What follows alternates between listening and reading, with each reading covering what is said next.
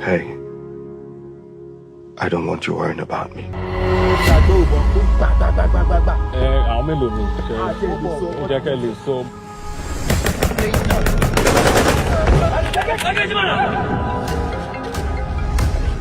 You're calling again. Hello? Do you have the money? Mommy, there is so loud. Call me. If you don't get the full money by the end of today, this is the last time you talk to your husband. Hi guys, this is Relufe TV, and of course this is Relufe Review. You know, when you see me on Relufe Review, it's another movie review, and like I always say, everything that you hear me say about this or that film is basically what I think about the movie alone. Just my opinion, just my bias. Alright, my name is AY with a double O, and of course, let us get to the movie that I'll be reviewing for today. Okay, today I'm going to be reviewing that movie that was first at the cinemas here, and of course is now on Netflix. And yeah, that movie that everyone is talking about, that movie that is the king of the moment, none other than Daniel Etim Effiong's directorial debut, which is The Erd. Now, this movie was first in cinemas, and you know, I didn't go watch it because I felt like it didn't have enough buzz around it. Some people claim it was interesting, but you know, the funny thing is, nobody really came out to talk about what this movie was about. You know, it's a different thing when you just hear people say, oh, that movie is so relatable, oh, it's so nice. But I think that people were ordering information about this film. And thanks to everyone that ordered information, because you are the reason I've got to see the movie. And I mean, it's on Netflix now, yeah, right? So, I mean, I think everyone should go see it. But let's get to the plot and, of course, what this movie means. Now, I'm going to be starting with the title, The Erd. The Erd simply means a group of people or animals to drive or to move from one place to place. People or animals, it could be people, it could be animals, and that's just what it means. And of course, it tells exactly the story. The title portrays what the movie is about, which is one thing that I really, really love. The title is unique, like very, very, very, very unique. I'm going to be very honest with you guys. And one other thing about this movie is it centers around what is happening right now. You know, it's as though, I don't know when exactly the film was shot, but it's as though Daniel saw, like, you know, it's like seeing when you're going to release a film, and then or seeing when a movie is going to be released, and what you're telling in that film is what we're currently facing. This movie is like a prophecy, or like a warning, or just more like, Nigerians, see your reality. Do you understand? And wake up. I like to call this movie an awakening. That's what I see it as. Right, so this movie opens up on a wedding scene. That's what we saw. The plot just revolves around insecurity generally in the country, and which is what we see. Like, insecurity is on the rise, kidnappings left, right, center, you know, from the north, and it's even coming down to the south, and Nigerians are worried. Just recently in Kwara State, and we heard that some of these people being kidnapped, no, all of the people being kidnapped have been released. Now again, in another community, close to the same community where the church in Kwara was being attacked, some people have been kidnapped again. We are in that country. You live in that country. I live in that country. And that country is Nigeria. But thankful for a movie like The Erd. It's just, you know, when you're hearing something, it's different from seeing a representation of what the reality of the Nigeria that we currently have is. That movie moved me to tears. So I first have to say thumbs up to Daniel Etim. This is his first, you know, directorial movie. And I must say that without every sense of doubt and with a round of applause, it was such a beautiful film. So, insecurity, of course, that's what the plot was about. A couple, and amongst other people, you know, being kidnapped. It was literally a road kidnap, and the movie, of course, opened up on a wedding scene where Koleremi, Genevieve were getting married, Daniel being the best man, and of course, you know, it was the only one at the wedding. His wife and kids were in the house. And a whole lot of that. We saw Daniel, you know, struggling with, you know, his wife's health and a whole lot of, you know, other financial issues. And at that point, was where the movie started, literally. So at that point, I didn't really know what was going to happen. Do you understand? I was just, waiting. But of course, I've seen the trailer, so I knew there was going to be a kidnap, but I didn't know how it was going to. I just thought it was just okay, normal, say they kidnap a scene, and it was just going to be normal crime Nigerian movie scene. No, but they gave us the reality of what was happening. They gave us that bandits attack thing. Literally, they were on the road being kidnapped. How does a groom, how thrilling can a movie get when a groom and a bride and the best man were kidnapped on the same day, on the day of the wedding, more importantly?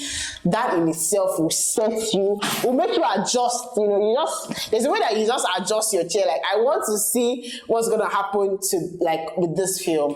And trust me, from start to finish, I was glued to my seat. I like that they portrayed insecurity so well. It's like portraying something bad in the bad light that it's in. Literally, we saw the reality. I like the Hausa accent. I guess those people, if they're not even Hausas, there are Hausas amongst them, those that played the Hausa, the bandits, the kidnappers characters, and they played it so well.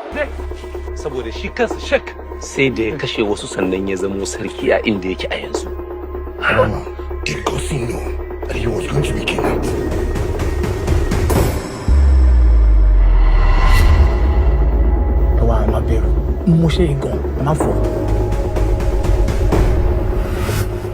Akwai wanda muka yi magana da shi yana saya.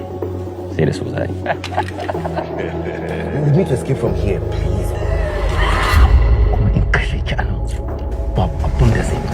They played it so damn good. Like, at a point, I'm like, how did they do this thing? Like, with the casting, it was a very simple casting. Kuleremi here, Linda Ejiofor here, and it was just Suleiman rather, right? It was just normal people here and there, and it was a very nice film. None of the kidnappers are popular actors that I can pinpoint to say, oh, this, that. It was just a normal Hausa-infused movie, because they spoke Hausa like for most part of the film as well, for the kidnappers at the crime scene and all of that. But one thing I would say I'm not sure about in this film is the infusion of Christianity. Now, I understand it, while I would say that I think they were just trying to not be so insensitive to the plight of Hausas, the Northerners, the Muslims, and also had to put it there that a pastor was also involved in buying of human parts and a whole lot of that. We didn't know why pastor was buying human parts. It was a very unnecessary part or unnecessary addition to the film. It was like they were trying to make things even, which they don't have to, because in the reality of what is happening, it could be anybody. Do you understand? In the reality of what is happening, the Northerners, Muslim bandits, those are the people causing chaos in the community or in the country as a whole. So you don't have to necessarily infuse Christianity to make everything balanced. Like, oh, okay, the Christians are also at the receiving end of it. But for entertainment purpose, it was entertaining. Lateef Adedimeji did a good job there. Of course, funny guy and a whole lot of that. That's literally what we saw. And one thing I would say is for the casting, it was a very I'm not saying that Daniel or Kuleremi or Jennifer are not solid actors. Thumbs up to all of them, Messi Aigbe and the other couple of actors. Patrick Doyle, of course, amazing performance as well. But I say that it was a very good pick, and I would say a random pick. I don't know how the producer and picked the actors on set, but it was just so, it wasn't so star-studded that, oh, okay, like A-list actors everywhere, but it was just so clean. It was straight to the point. It was relatable. It was like telling a story, and you believe so much in that story that you're moved to tears. I don't think anyone watched that film and not cry, because it was really painful, especially when the groom was shot, where his body had to be cut by his friend, and they were just left with no choice. And of course, there's no kidnap story without ransom, without bargaining, and a whole lot of that. And that was what was portrayed in that film. And it's just an awakening to the fact that there's literally nothing that our leaders are doing to make things right. Do you understand? The people that will be left with sorting out the all kidnap issues will be your family. They will look for the money, this, that, yada, yada, yada.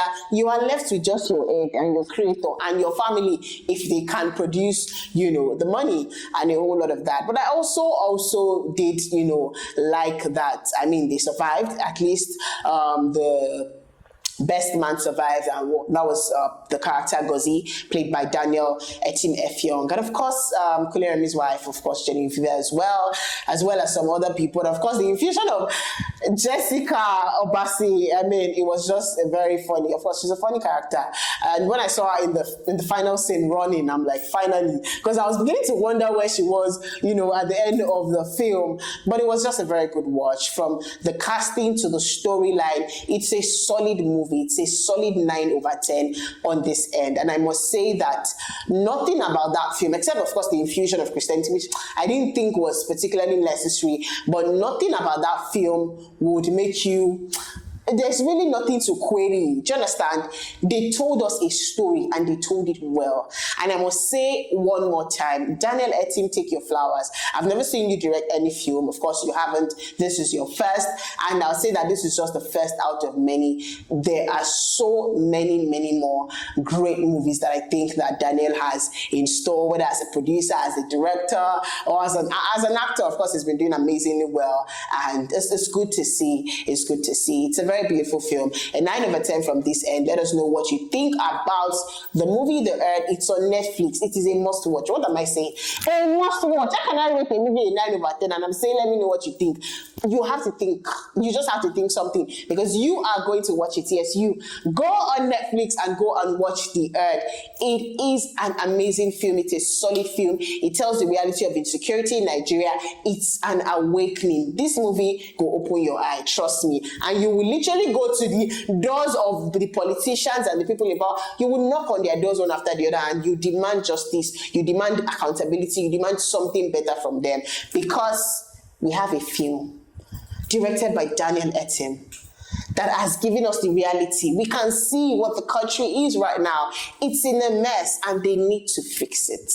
All right, let me know what you think in the comment section. And that's about it on today's movie review. Don't forget to like, don't forget to share. More importantly, subscribe if this is your first time viewing this video. My name is AY with the double O. As usual, I'll be doing this again on another episode of a Relufe review. Until then, stay safe and stay out of trouble. Bye, guys.